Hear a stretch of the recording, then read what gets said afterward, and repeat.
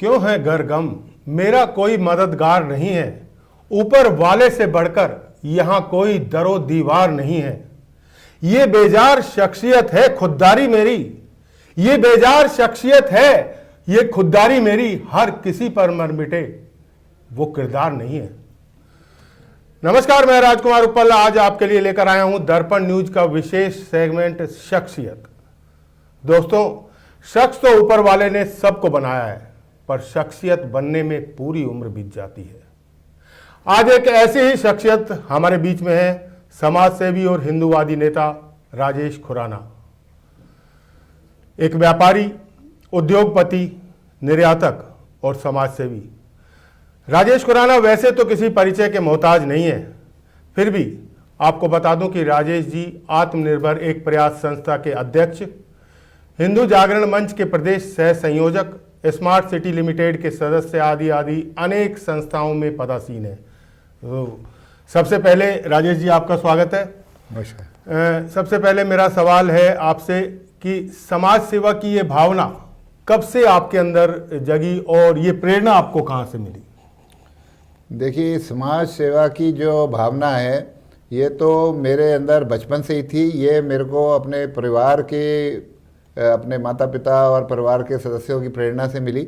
और हाँ, इसको जो सही रूप से जो उजागर हुई वो जब मेरे पुत्र ने मेरा व्यापार को संभाल लिया और मुझे थोड़ा समय फ्री मिला, उसके बाद मिली। और ये ज़्यादा हुआ कोविड से करीब 6 महीने पहले, तब से मैं इस फील्ड में आया। और उसका संयोगवश कहो कि कोविड एक ऐसी लगी जिसमें मुझे अपनी सारी सेवा करने का मौका कोविड के दौरान मुझे मिल गया उसमें। राजेश जी, आपका परिवार रिफ्यूजी है, पाकिस्तान से यहाँ आपके पिता आए थे, हालांकि आपका जन्म तो भारत में ही हुआ। तो इस दौरान क्या कुछ संस्मरण हैं? पिता सुनाते हैं कि किस तरह से हमें वहाँ इस किन परिस्थितियों का सामना करना पड़ा, क्या हुआ? कुछ एक संस्करण सुनाएंगे जरा?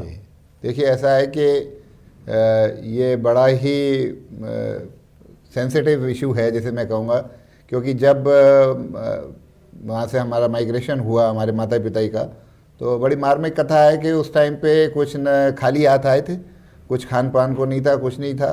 और परिवार हमारे माता पिता वगैरह सब सेल्फ मेड रहे।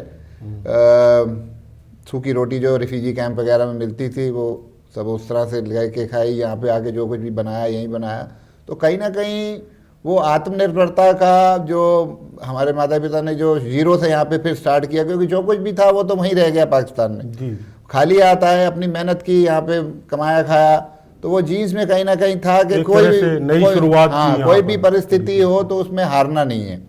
तो ये उनसे हमें मिला। और इसीलिए मैंने अपनी संस्था का नाम भी आत्मनिर्भर रखा कि किसी भी परिस्थिति में आदमी को झुकना नहीं है, डरना नहीं है, घबराना नहीं है। कुछ भी हो जाए, हर दिन एक नया सवेरा है, हर शुरुआत एक नए सिरे से कर सकते हैं। लगता है जिस तरह से ये 1947 की आपके पुरखों ने जो है इस त्रासदी को झेला और आपको भी इस बारे में बताया गया, तो कहीं ना कहीं वो भावना भी है जो आप एक हिंदुत्व से जुड़े हुए हैं।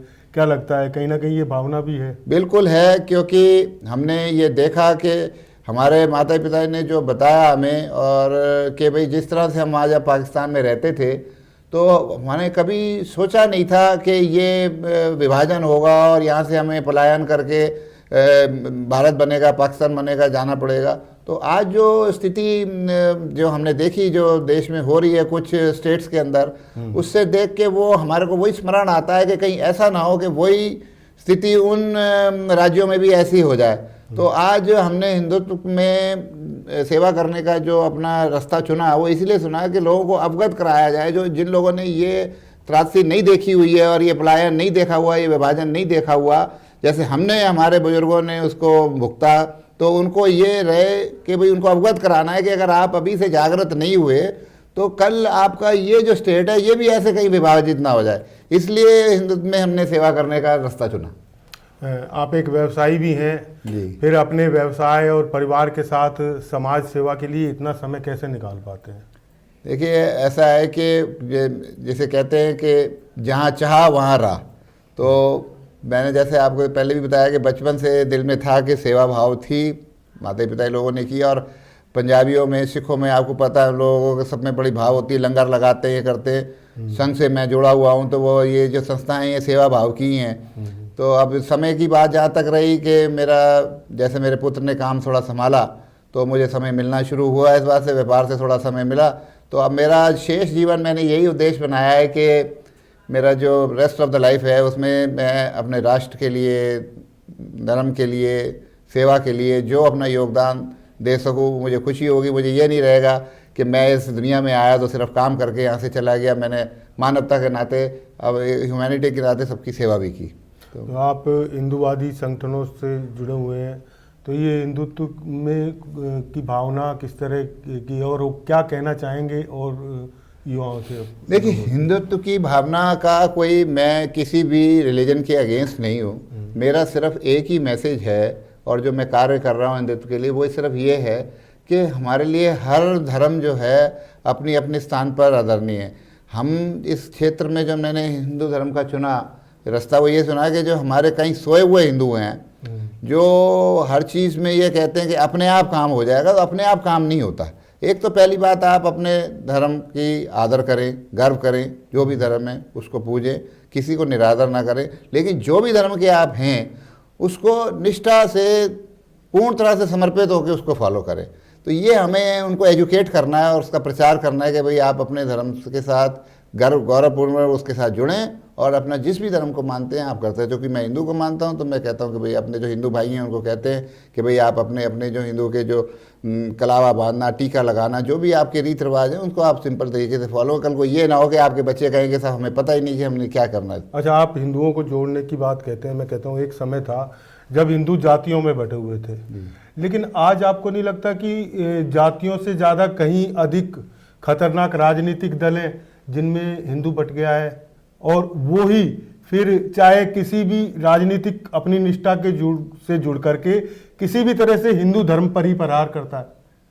नहीं, ये देखिए, ये हिंदू नहीं करता, ये कुछ राजनीतिक लोग हैं अपने स्वार्थ के खातिर बीच में आके ये जातियों में लाकर और विभाजन करने की कोशिश करते हैं। इसमें अपने मैं ये नहीं कहना चाहूँगा कि व्यक्तिगत वोटों का चक्कर, अपनी सीट वीट के चक्कर में जातियों में बांट के इन चीज़ों पे आ जाते हैं, जो हमारे लिए प्रायोरिटी नहीं है, हमारे लिए वो सेकेंडरी है। हमारे लिए ये है कि हिंदुत्व जो है उसमें जातियों का कोई क्राइटेरिया नहीं है। हम लोग सब हिंदू हैं, कोई किसी को हम ऊंच नीच नहीं मानते हैं, और सब ये हमारे इतिहास भी जो है इस बात को गवाह करता है। मैं आपकी बात को ही कह देता हूँ, चाहे आप किसी कांग्रेसी से, सपा से पूछ लीजिए, वो आरएसएस को क्यों गालियां देते हैं फिर? अब ये तो साहब अगर ऐसा नहीं है तो फिर क्यों देते हैं गाली? ये तो साहब उनका व्यक्तिगत सोच है। तो इसका मतलब क्या आरएसएस में वास्तव में गलत कुछ चीजें हैं जिसकी वजह से कोई गलत चीज है उसका तथ्य कोई सामने लाएं, कोई विशेष एक चीज बताएं। अब किसी को चलते में कोई बोल दे कि ये गलत है, ये सही है, कोई साक्ष्य होना चाहिए कि आरएसएस ने साहब हमारे साथ ये गलत किया, सब हिंदू ने हमारे साथ ये गलत किया। बिना साक्ष्य करने के लिए, अपनी राजनीति रोटियां सेकने के लिए आप किसी के ऊपर भी इल्ज़ाम लगाते रहे, तो ये तो डेमोक्रेसी, आप कुछ भी किसी के लिए बोल सकते हैं। चलिए, आपके जीवन की कोई ऐसी घटना, आपको काफ़ी समय हो गया है समाज सेवा में भी और राजनीति में भी, जो आप औरों के साथ शेयर करना चाहेंगे?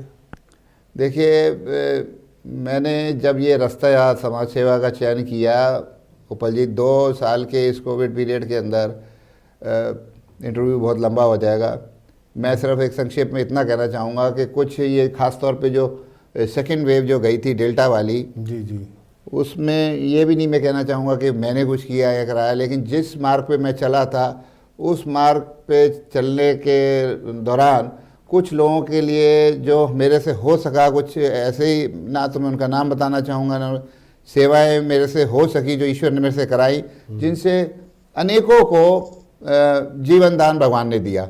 तो वो खुशी जो मैंने उनके परिवार में, आज वो मेरे सामने हैं या वो व्यक्ति जो सामने हैं, मेरे प्रयासों से और ईश्वर की कृपा से जो वो सफल हुए, वो मेरे को लगता है कि पता नहीं मैंने दुनिया का कोई सबसे अजीब ही काम कर दिया। तो मैंने जो रास्ता चुना था सेवा का, वो मेरा सफल हो गया। बिल्कुल। और शायद ये भी सही है कि कहीं ना कहीं अच्छी बातों का फल मिलता है, और जिस तरह से आप लगातार समाज सेवा में और राजनीति में आगे बढ़ रहे हैं, हम भी चाहते हैं कि राजनीति में आगे से आगे पहुंच करके आज आगरा की तो कल प्रदेश की कमान संभाले और फिर आगे कमान संभाले। आप जैसे लोगों की इस देश में ज़रूरत है, क्योंकि अगर जब तक ईमानदारी नहीं होगी राजनीति में तब तक देश भी आगे नहीं बढ़ सकता। आप हमारे स्टूडियो में आए, इसके लिए बहुत बहुत धन्यवाद। धन्यवाद उपज जी, धन्यवाद।